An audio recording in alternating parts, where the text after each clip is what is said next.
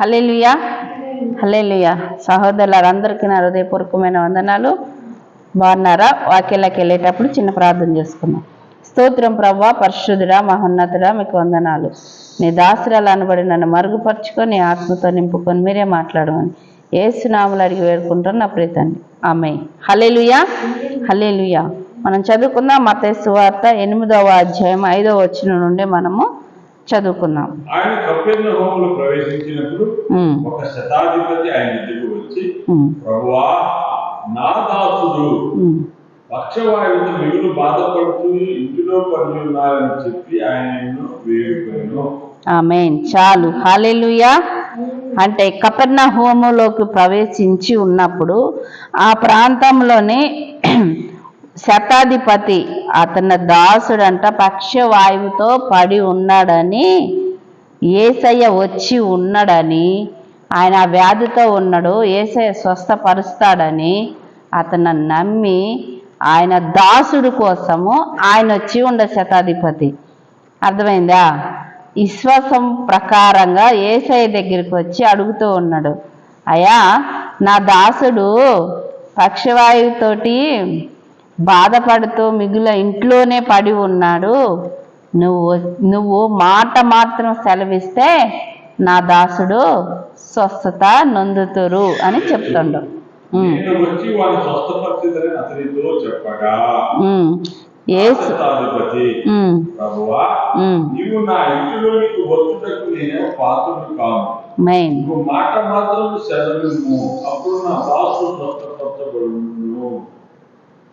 అంటే చూసావా, నేను వచ్చి స్వస్థపరుస్తాను అనేసి యేసయ్య అంటుంటే ఆయన అంటున్నాడు కదా, నీవు నా ఇంటికి వచ్చుటకు నేను పాత్రుడను కాను అంటున్నాడు. అర్థమైందా? ఎవరు? శతాధిపతి అంటున్నాడు యేసయ్యనే, నువ్వు నా ఇంటికి వచ్చుటకు నేను పాత్రుడను కాను అని అంటే యేసయ్య పరిశుద్ధుడు, యేసయ్య గొప్పవాడు, యేసయ్య మహోన్నతుడు, యేసయ్య అనేకమైన వ్యాధులు బాధల నుండి విడుదలిచ్చేవాడు, ఆయన ప్రతి సమస్యల నుంచి కూడా విడుదలిచ్చే దేవుడు. కాబట్టి అంత గొప్ప దేవుడు, సృష్టికర్త, మహోన్నతుడు ఆయన నా ఇంటికి రావటానికి నేను ఏమాత్రం అర్హుణ్ణి కాదు అంటాడు. అర్థమైందా? మనమైతే ఏమంటాము? ఎవరైనా ఎంత గొప్ప వాళ్ళైనా ముందు నా ఇంటికి రావాలి అంటాం. అవునా? వాళ్ళు ఎవరన్నా కానీ ఎట్టన్నా కానీ ఫస్ట్ నా ఇంటికి వచ్చి నాకేదన్నా చెప్తేనే కానీ నేను వస్తాను. అంటే ఏ ఫంక్షన్ అయినా ఏదైనా చెప్పాలన్నా, ఏదైనా మీటింగ్ జరుగుతున్నా, ఎక్కడైనా ప్రార్థన జరుగుతున్నా, ఏదైనా ఫంక్షన్ జరుగుతున్నా వాళ్ళు వచ్చి నాకు చెబితేనే నేను వస్తాననేసి, నేనే తోపును, నేను తప్ప మరొకళ్ళు తోపు లేరు అనేసి అంటారు. అర్థమైందా? అవునా కాదా? మన వాళ్ళు అలాగ ఆలోచిస్తారు. కానీ శతాధిపతి ఏమంటుందంటే, అయ్యా, నువ్వు నా ఇంటికి వచ్చుటకు నేను పాత్రులను కాను, నువ్వు మాట మాత్రం సెలవిస్తే నా దాసుడికి స్వస్థత కలిగిద్దయ్యా. అర్థమైందా?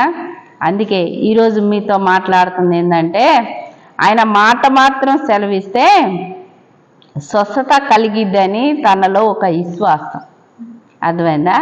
తనకు ఒక నమ్మకం. యేసయ్య అంటే నమ్మకం, యేసయ్య మీద తనకున్న విశ్వాసం. మరి మనందరికీ ఎలాగున్నది? దేవుని యందు విశ్వాసంతో ఉన్నామా? దేవుని యందు అపనమ్మకంతో ఉన్నామా? యేసయ్య యందు విశ్వాసంతో నడుస్తూ ఉన్నామా? యేసయ్య యందు మనం విశ్వాసం లేకుండా అపనమ్మకంతో నడుస్తూ ఉన్నామా? సహోదరి సహోదరులారా, ఎందుకనంటే ఆయన మాట మాత్రం సెలవిస్తే చాలని శతాధిపతి అంటూ ఉన్నాడు. ఏమంటాడు? నా ఇంటికి వచ్చుటకు నేను పాత్రును కాను కానీ నేను అధికారమునకు లోబడి ఉన్నవాడుని.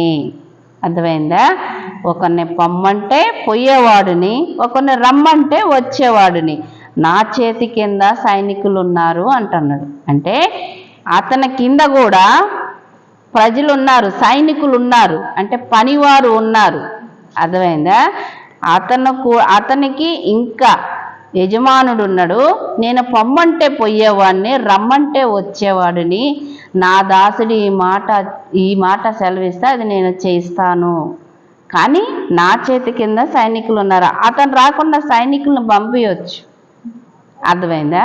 అతను రాకుండా ఆ పనివాడు అలా ఉన్నాడని ఇంకొక పనివాడిని పంపించవచ్చు. అర్థమైందా?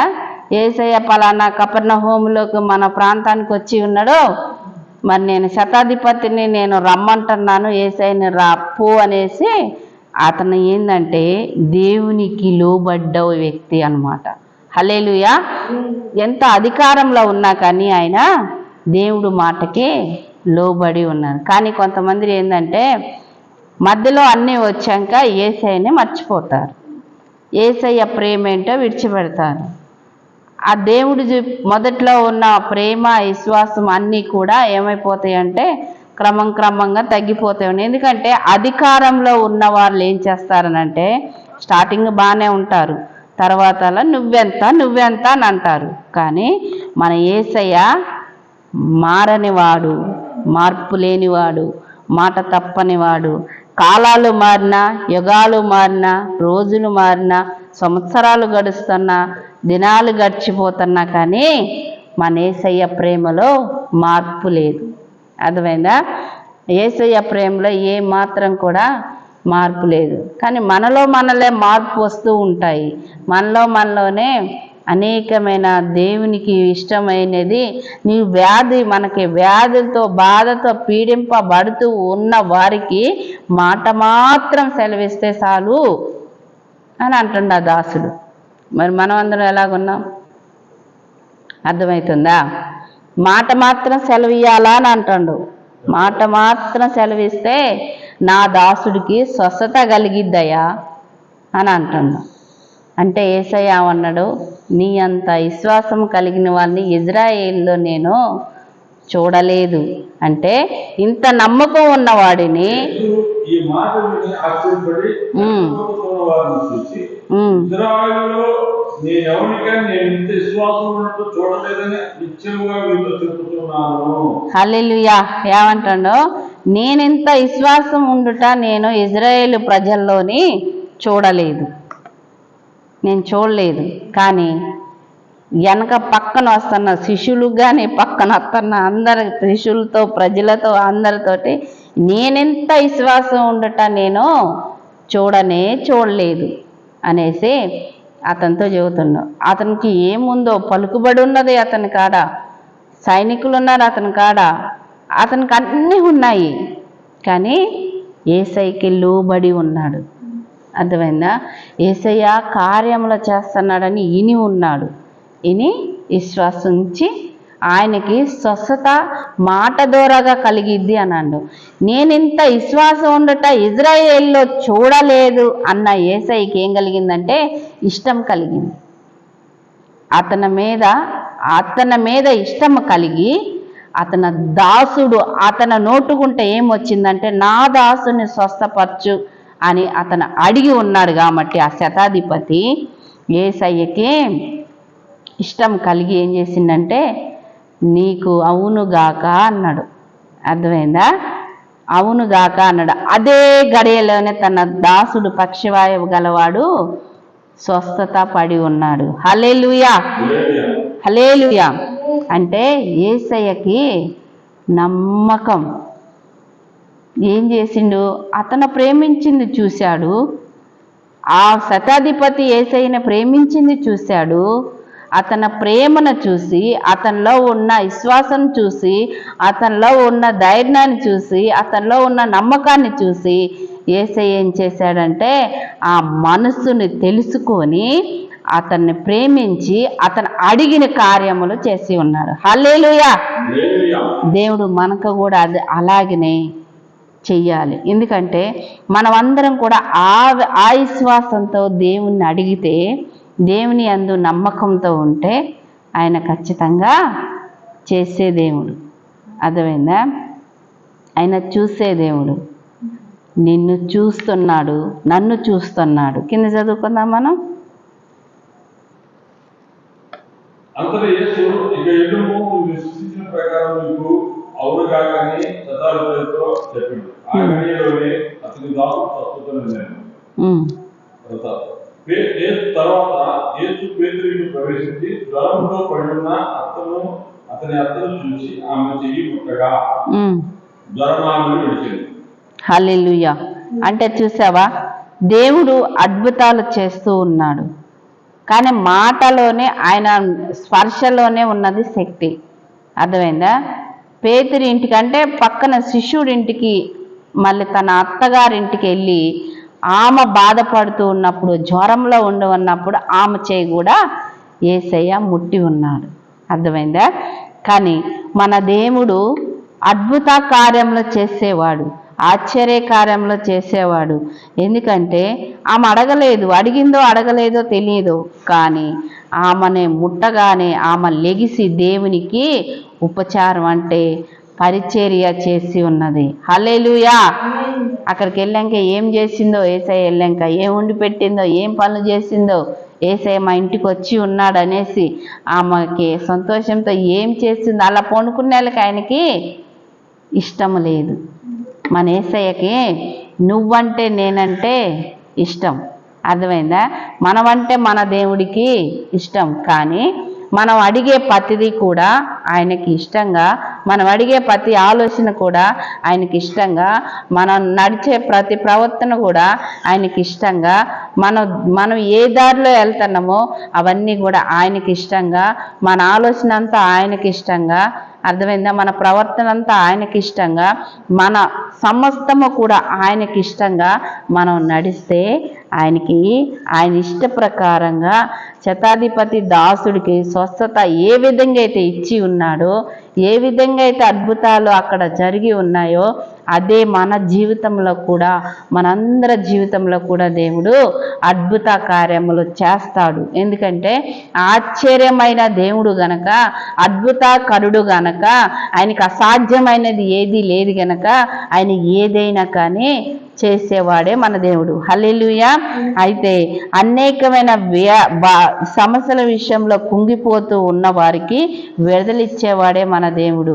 అర్థమైందా? పడిపోతున్న వారిని లేవనెత్తేవాడే మన దేవుడు. అర్థమైందా? మనం కింద చూసుకుందాము 9వ అధ్యాయము, అదే మత్తయి సువార్త 9వ అధ్యాయము మనం చదవండి ఒకసారి. చదువు. తర్వాత ఆయన తోడి ఎక్కి సముద్రము దాటి తన పట్టణంలో ప్రవేశింపగా, ఇదిగో జనులు పక్షవాయువుతో మత్తు పట్టి ఉన్న యొక్కని ఆయన ఎద్దకు తీసుకొని వచ్చింది. యేసు వారి విశ్వాసమును చూచి, కుమారా, ధైర్యంగా ఉండము, నీ పాపములు క్షమించబడి ఉన్నవని పక్షవాయువు గలవానితో చెప్పిను. హల్లెలూయా. ఏం చెప్పిండు అక్కడ? కుమారా, ధైర్యంగా ఉండు. అర్థమైందా? కుమారుడా, నువ్వు ధైర్యంగా ఉండు, నీ పక్షవాయువు నీకు స్వస్థత కలిగిద్దంటే, నీ పాపములు క్షమింపబడి ఉన్నాయనంటే, పాపములు క్షమించబడ్డాయనంటే అక్కడున్న మన సమాజం అందరూ, అక్కడున్న ప్రజలు, అక్కడున్న సుంకరులు, పెద్దలు, వాళ్ళు వీళ్ళు అంటున్నారు కదా, ఈయన వచ్చి పాపములు క్షమించబడ్డాయి అంటండి ఏంది? దాన్ని కూడా అక్కడ ఏం చేశారంటే లాజిక్ తీశారు. అర్థమైందా? పాపాలు క్షమించబడ్డా అంటే ఇతనేం పాపం చేసిందన్న వాళ్ళ ఫీలింగ్స్. వాళ్ళు కొంతమంది ఉంటారు, ఎట్లా ఆలోచిస్తారని అంటే, అమ్మ మీరు ప్రార్థన చేసుకోండి, దేవునికి ఇష్టంగా ఉండి ప్రార్థన చేసుకోండి, కొంచెం ఇలా ప్రార్థన తగ్గింది కొంచెం అట్లనంటే అవి ఇవి శోధనలు వస్తున్నాయి, జాగ్రత్త, మరి మీరు దేవునికి ఇష్టంగా లేరేమనంటే, మేమేం తప్పు చేసినాం, మేమేం పాపాలు చేసినాం, మేమేం చేసినాం అని మన మనసుల రీతిగా మాట్లాడుతూ ఉంటారు. కానీ యేసయ్య ఏమన్నాడంటే, కుమారుడా, ధైర్యంగా ఉండు, నీ పాపాలు గలవానితో చెప్పిండు. ఇదిగో శాస్త్రంలో కొందరు ఇతడు దేవదూతను చేరుచున్నాడు తమలో తాము అనుకున్నారంట. వాళ్ళు ఎట్లా అంటే వాళ్ళందరూ కూర్చున్నారో నిలబడ్డారో ఎలాగున్నారో మనకైతే తెలియదు, కానీ ఆ ప్రాంతంలో ఉన్నప్పుడు యేసయ్య అక్కడికి వచ్చి ఉన్నప్పుడు నీ పాపములు క్షమింపబడి ఉన్నాయి అని యేసయ్య మాటతో అలా చెప్పగానే వాళ్ళు హృదయంలోని అనుకున్న మాటలు యేసయ్యకి తెలిసిపోయింది. అర్థమైందా? హల్లెలూయా. అందుకే మనము ఏమి మాట్లాడుతూ ఉంటామో, మనం ఎక్కడికి వెళ్తూ ఉంటామో, మన ఆలోచన ఏంటి, మన ప్రవర్తన ఏంటి. యేసయ్య అక్కడ వాళ్ళందరూ ఉన్నారు, వాళ్ళందరూ బయటికి ఏమన్నా చెప్పారా? ఏంది ఏనేంది ఇట్లా అట్లా అని మాట్లాడారా? హృదయాలను ఎరిగినవాడు, అంతరంగాన్ని పరీక్షిస్తున్నవాడు కాబట్టే మీరెందుకు ఇలాగనుకుంటున్నారు? అర్థమైందా? నీ పరుపు ఎత్తుకొని పో అంటాం, పక్షవాయువు గల పాపములు క్షమించబడటం అన్నది సులభమా? నువ్వు లేచి పరుపెత్తుకొని పో అంటాం సులభమా? అంటే చూసావా, వాళ్ళ ఆలోచన ప్రకారంగా దేవుడు గ్రహించి అర్థమైందా, ఆ హృదయాన్ని గ్రహించి ఆయన ఆలోచన ఎరిగి ఉన్నవాడు గనక వాళ్ళకి ఎట్ట చెప్పినా బాధే. అర్థమైందా? వాళ్ళే తెలుగు కళ్ళు అనుకుంటున్నారు, ఈయనకెలా తెలుసు అనుకుంటున్నారు. కానీ దేవుడు సమస్తము కూడా ఎరిగి ఉన్నవాడు. అందుకే ఆయన చేతులతోటి మనల్ని నిర్మించి ఉన్నాడు. ఆయన చేతులతోటి ఆయన ఇష్టమైన ఆయన పోలికలోని ఆయనకి ఆ పోలిక ప్రకారంగా ఆయన మట్టితో నిర్మించుకొని, తెల్లమట్టి నల్లమట్టి ఆయన ఏ రకరకాల మట్టితో చేసుకుండో ఆ మట్టితో చేసిన కలర్లన్నీ ప్రజలకు ఉన్నాయి. హల్లెలూయా. అర్థమైందా? నల్ల మట్టితో చేసిన వాళ్ళు నల్ల కలర్ ఉన్నారు, చాయ్ మట్టితో చేసిన వాళ్ళు చాయ్ కలర్ ఉన్నారు, ఇంకొంచెం తెల్ల మట్టితో చేసిన వాళ్ళు తెల్లగా ఉన్నారు. ఆయన అన్ని రకాలుగా ఎన్ని రకాల మట్టిలు ఉన్నాయో అన్ని రకాల మట్టిలు తీసి ఆయన తయారు చేసి ఉంచిండు. తయారు చేసిన వాడికి తెలియదా ఆత్మ ఎక్కడికి వెళ్తుంది, ఆత్మ ఎట్ట పెట్టింది? ఆత్మ పెట్టింది ఆయనే కదా, ప్రాణం పెట్టింది ఆయనే కదా, నల్లగా ఎర్రగా తెల్లగా ఉన్నది చేసింది ఆయనే కదా. అవునా? మరి పిండంలోనే నువ్వు ఆ గర్భంలో రూపురేఖలు చూసిన వాడు ఆయన కదా. నువ్వు తెల్లగొన్నావు నల్లగొన్నావు అని అంటే అది ఆయన ఇష్టం. అర్థమైందా? ఆయన చెక్కుకున్నాడు. నువ్వు నల్లగుంటే ఆయనకి ఇష్టం అట్లా. అర్థమైందా? తెల్లగుంటే ఆయనకి ఇష్టం అట్లా. నిన్ను ఒకవేళ తెల్లగా చేస్తే నువ్వు ఆగవేమో, ఎవరికి తెలుసు? హల్లెలూయా. నీ ఆలోచన ఎట్టుంటుందో. అర్థమైందా? దేవుని చేతి పని అయిన మనము. అర్థమైందా? పిండమునై ఉండగా నీ కన్నులకు మరుగై ఉండలేదయ్యా, విచిత్రముగా నిర్మించితివి, ఆశ్చర్యమే కలుగుచున్నది. ధన్యవాదం యేసురాజా, ధన్యవాదం యేసురాజా. విచిత్రంగా చేసి ఉన్నాడా లేదా మనం? అవునా? పిండమై ఉండగా కన్నులకు మరిగే ఏది కూడా ఉండదు. అందుకే ఆయన మాటలోనే ఉంది. అర్థమైందా? ఆయన శ్వాస ఏం చేసిండు? హు అని ఊదిండు. ఊదగానే అలా ఆ ఊపిరిలో నుండే వచ్చింది మన ఆత్మ. హల్లెలూయా. ఆ ఊదిలో నుండే వచ్చిందే మనలో ఉన్న జీవాత్మ. హల్లెలూయా. అదే జీవాత్మతోటి ఆయన చేతి పని అయినా మనం ఆయన మాట మాత్రం చదివిస్తే చాలు. అర్థమైందా?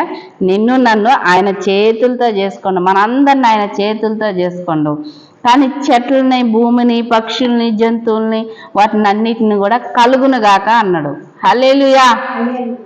అంటే మనుషుల్ని చూసేవా ఎంత ప్రేమో. అర్థమైందా? యేసయ్యకి ఎంత ఇష్టమో.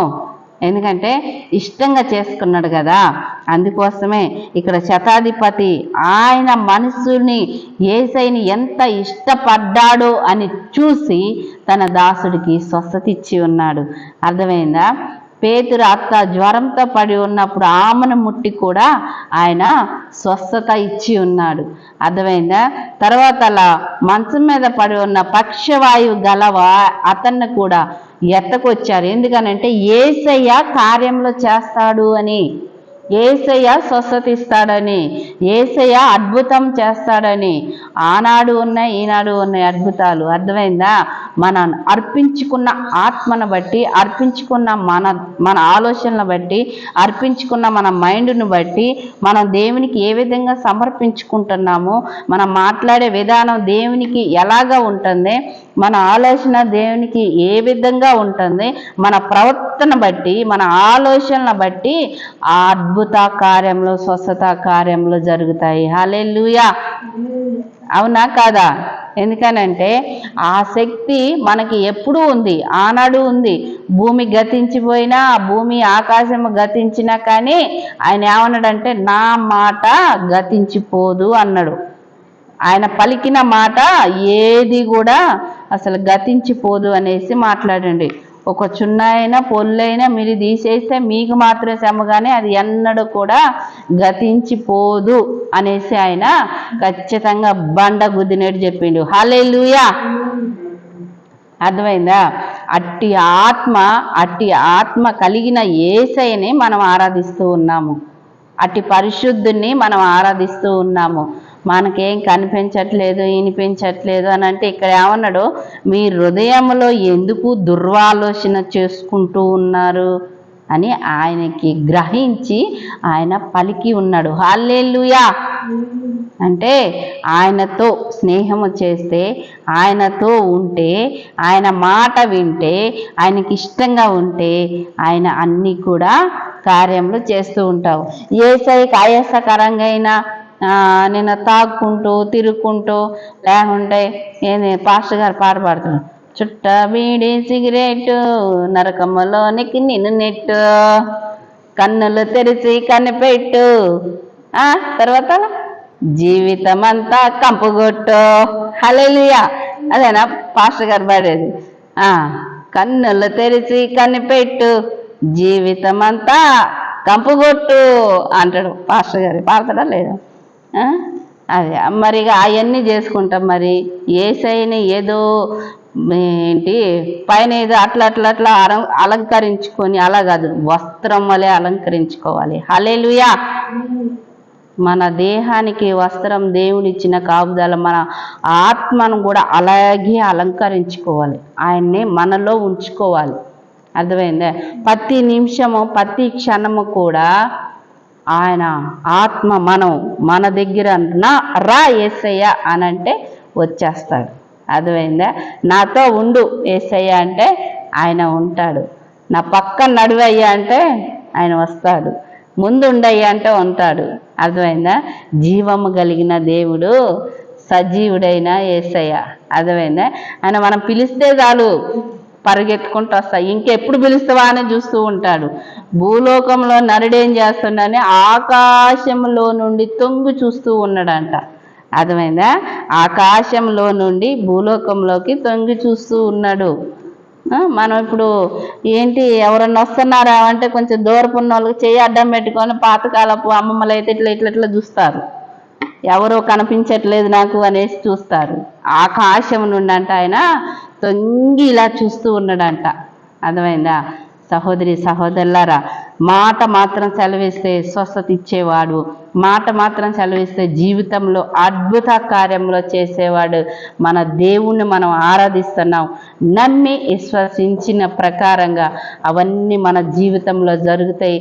మనందరికీ అట్టి ఆత్మ, అట్టి విశ్వాసం దేవుడు మనకు అనుగ్రహించబడును గాక. ఆమేన్. ప్రార్థన చేసుకుందాం. స్తోత్రం యేసయ్యా, పరిశుద్ధుడా, మహోన్నతుడా, మీరు నాతో మాతో అందరితో వచ్చిన బిడ్డలతో మీరు మాట్లాడినందుకు వందనాలు యేసయ్యా. యూట్యూబ్ ఛానల్ చూస్తున్న ప్రతి ఒక్క ఆయా బిడ్డలతో కూడా మీరు మాట్లాడి మీరు మహిమ పొందవని, వాక్యముల ప్రతి మాట ద్వారా మీరు సెలవిచ్చిన కార్యంలో జరిగించే దేవుడు గనక అట్టి విశ్వాసం మా అందరికీ మీరు అనుగ్రహించి మీరు మహిమ పొందవని యేసునామములో అడిగి వేడుకుంటాను నా ప్రియ తండ్రి. ఆమేన్. ఆమేన్. హల్లెలూయా. హల్లెలూయా. సహోదరులారా, యూట్యూబ్ ఛానల్ చూస్తున్న మీరు అందరూ కూడా షేర్ చేయండి, కామెంట్స్ పెట్టండి, లైక్ చేయండి, సబ్స్క్రైబ్ చేయండి. అర్థమైందా? మీరు చేస్తారని నమ్ముతూ మీ ఫ్రెండ్స్కి, మీ బంధువులకి అందరికి కూడా ఫార్వర్డ్ చేయండి. ఓకేనా? అందరికీ నా హృదయపూర్వకమైన వందనాలు. Praise lord.